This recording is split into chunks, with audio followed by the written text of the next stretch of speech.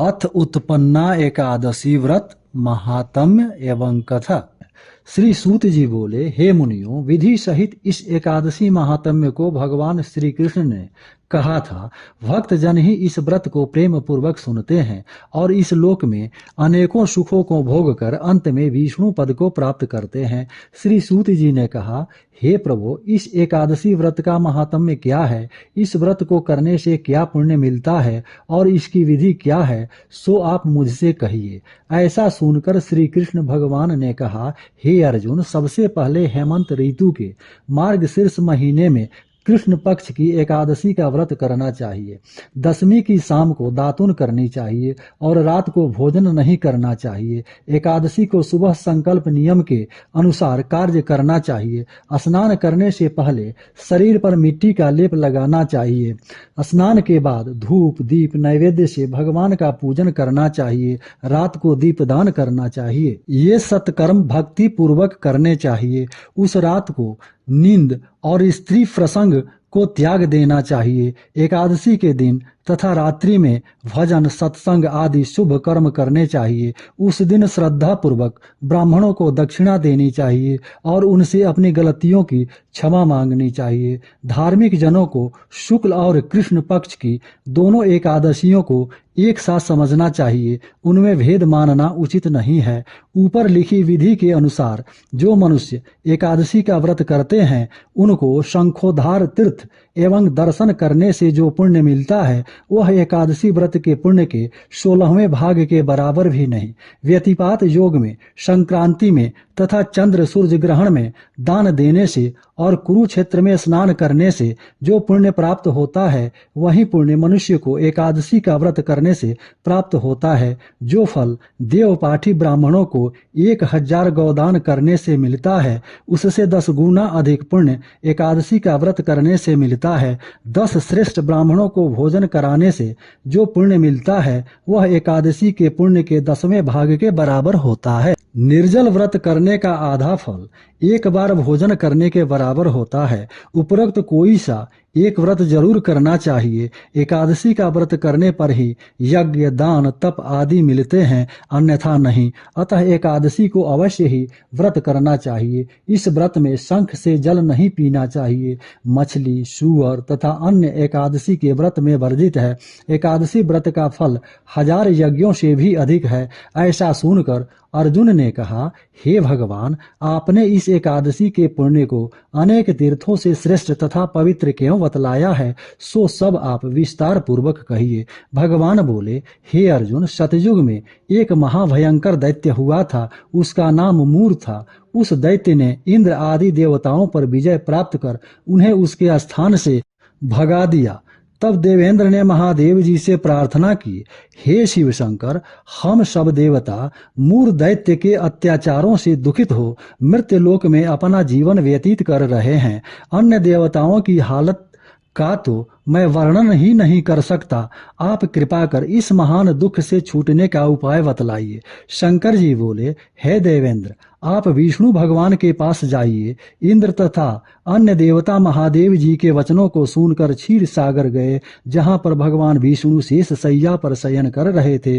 भगवान को शयन करते देखकर देवताओं सहित इंद्र ने स्तुति की, हे देवताओं के देव, आप स्तुति करने योग्य हैं। आपको नमस्कार है, आपको बारंबार प्रणाम है। हे दैत्यों के संहारक, हे मधुसूदन, आप हमारी रक्षा करें। हे जगन्नाथ, समस्त देव दैत्यों से भयभीत होकर हम आपकी शरण में आए हैं। इस समय इस दैत्य ने हमें स्वर्ग से निकाल दिया है और हम सब देवता पृथ्वी पर विचरण कर रहे हैं। अब आप ही हमारी रक्षा कीजिए, रक्षा कीजिए। देवताओं के द्वारा करुणापूर्ण वाणी को सुनकर श्री विष्णु भगवान बोले, हे देवताओं, वह कौन सा दैत्य है जिसने देवताओं को जीत लिया है? भगवान के उस अमृत रूपी वचनों को सुनकर इंद्र बोले, हे भगवान, प्राचीन समय में नाड़ी जंग नाम का एक दैत्य था। उस दैत्य की ब्रह्म वंश में उत्पत्ति हुई थी। उसी दैत्य के लड़के का नाम मूर है। उसकी राजधानी चंद्रावती है। उस चंद्रावती नगरी में वह मूर नामक दैत्य निवास करता है, जिसने अपने बल से समस्त विश्व को जीत लिया है और सब देवताओं को देवलोक से निकाल दिया है। इंद्र, अग्नि, यम, वरुण, चंद्रमा, सूर्य आदि लोकपाल बनाए हैं। वह स्वयं सूर्य बनकर पृथ्वी को तापता है और स्वयं मेघ बनकर जल की वर्षा करता है। अतः आप उस बलशाली भयानक दैत्य को मारकर देवताओं की रक्षा करें। इंद्र के ऐसे वचन सुनकर श्री विष्णु भगवान बोले, हे देवताओं, मैं तुम्हारे शत्रुओं का शीघ्र ही संहार करूंगा। अब आप उस चंद्रावती नगरी को जाइए। इस प्रकार भगवान विष्णु देवताओं के साथ चल दिए। उस समय दैत्यपति मूर अनेकों दैत्यों के साथ युद्ध भूमि में गरज रहा था। युद्ध प्रारंभ होने पर असंख्य दानव अनेकों अस्त्रों शस्त्रों को धारण कर देवताओं से युद्ध करने लगे, परंतु देवताओं दैत्यों के आगे एक क्षण भी न ठहर सके। तब भगवान विष्णु भी युद्ध भूमि में आ गए। तब दैत्यों ने भगवान विष्णु को युद्ध भूमि में देखा तो उन पर अस्त्रों शस्त्रों का प्रहार करने लगे। भगवान भी चक्र और गदा से उनके अस्त्रों शस्त्रों को नष्ट करने लगे। इस युद्ध में अनेकों दानव सदैव के लिए सो गए, परंतु दैत्यों का राजा मूर भगवान के साथ निश्चल भाव से युद्ध करता रहा। भगवान विष्णु मूर को मारने के लिए जिन जिन शस्त्रों का प्रयोग करते, वे सब उनके तेज से नष्ट होकर उस पर पुष्पों के समान गिरने लगे। अनेक अस्त्रों शस्त्रों का प्रयोग करने पर भी भगवान उसको न जीत सके। वह आपस में मल्ल युद्ध करने लगे। भगवान विष्णु उस दैत्य से देवताओं के लिए सहस्त्र वर्ष तक युद्ध करते रहे, परंतु उस दैत्य को न जीत सके। अंत में विष्णु शांत होकर विश्राम करने की इच्छा से बद्रिकाश्रम चले गए। उस समय 38 कोस लंबी एक द्वार वाली हेमवती नाम की एक गुफा में शयन करने की इच्छा से भगवान घुसे। हे अर्जुन, अतः मैंने उस गुफा में शयन किया। वह दैत्य भी मेरे पीछे पीछे चला आया। मुझको शयन करता देखकर मारने को तैयार हो गया। वह दैत्य सोचने लगा कि यह मैं आज अपने चिर शत्रु को मारकर सदैव के लिए निष्कंटक हो जाऊंगा। उसी समय मेरे देह से एक अत्यंत सुंदर कन्या दिव्य वस्त्र धारण करके उत्पन्न हुई और दैत्य के सामने आकर युद्ध करने लगी। तब वह दैत्य आश्चर्य के साथ सोचने लगा कि यह ऐसी बलवान कन्या कहाँ से उत्पन्न हुई। वह दैत्य उस कन्या से लगातार युद्ध करता रहा। कुछ समय बीतने पर उस कन्या ने क्रोध में आकर उस दैत्य के अस्त्रों शस्त्रों के टुकड़े टुकड़े कर दिए। उस कन्या ने उसका रथ तोड़ डाला। तब तो वह दैत्य महान क्रोध करके उससे मल्ल युद्ध करने लगा। उस कन्या ने उसको धक्का मारकर मूर्छित कर दिया। उठने पर उसका सिर काट लिया। वह दैत्य सिर कटते ही पृथ्वी पर गिर गया और मृत्यु को प्राप्त हुआ। अन्य समस्त दानव भी ऐसा देखकर पाताल लोक को चले गए। जब भगवान विष्णु की निद्रा टूटी तो उस दैत्य को मरा देखकर अत्यंत आश्चर्य करने लगे और विचारने लगे कि इस दैत्य को किसने मारा है। तब वह कन्या भगवान से हाथ जोड़कर बोली कि हे भगवान, यह दैत्य आपको मारने को तैयार था, तब मैंने आपके शरीर से उत्पन्न होकर इसका वध किया है। कि इस पर भगवान बोले, हे कन्या, तूने इसको मारा है, अतः मैं तेरे ऊपर अत्यंत प्रसन्न हूँ। तूने तीनों लोकों के देवताओं को सुखी किया है, इसलिए तू अपनी इच्छा अनुसार वरदान मांग। कन्या बोली, हे भगवान, मुझे यह वरदान दीजिए कि जो मेरा व्रत करे उसके समस्त पाप नष्ट हो जाएं और अंत में स्वर्ग लोक को जाए। मेरे व्रत का आधा फल रात्रि को मिले और उसका आधा फल एक समय भोजन करने वाले को मिले। जो मनुष्य भक्ति पूर्वक मेरे व्रत को करे वे निश्चय ही विष्णु लोक को प्राप्त करे। कृपा करके मुझे ऐसा ही वरदान दीजिए।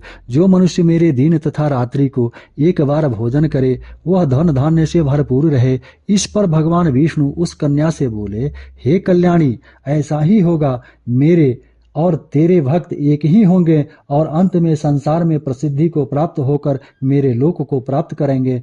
हे कन्या, तू एकादशी को पैदा हुई है, इसलिए तेरा नाम भी एकादशी हुआ। जो मनुष्य तेरे दिन व्रत करेंगे उनके समस्त पाप जड़ से नष्ट हो जाएंगे और अंत में मुक्ति को प्राप्त करेंगे। तू मेरे लिए अब तीज, आठें, नौमी और 14 से भी अधिक प्रिय है। तेरा व्रत का फल सब तीर्थों के फल से भी महान होगा। यह मेरा कथन सत्य है। ऐसा कहकर भगवान उसी स्थान पर अंतर्ध्यान हो गए। एकादशी भी भगवान के उत्तम वचनों को सुनकर प्रसन्न हुई। भगवान बोले, हे अर्जुन, सब तीर्थों और सभी व्रतों के फल से एकादशी व्रत का फल सर्वश्रेष्ठ है। मैं एकादशी व्रत करने वाले मनुष्यों के शत्रुओं को नष्ट कर देता हूँ और उन्हें मोक्ष देता हूँ। उन मनुष्यों के विघ्नों को मैं स्वयं ही नष्ट कर देता हूँ। हे अर्जुन, यह मैंने तुमसे एकादशी की उत्पत्ति के बारे में बतलाया है। एकादशी व्रत समस्त पापों को नष्ट करने वाला और सिद्धि को देने वाला है। उत्तम मनुष्यों को दोनों पक्षों की एकादशियों को एक समान समझना चाहिए। उनमें भेदभाव मानना उचित नहीं है। जो मनुष्य एकादशी महात्म्य को श्रवण और पठन करते हैं, उनको अश्वमेघ यज्ञ का फल मिलता है।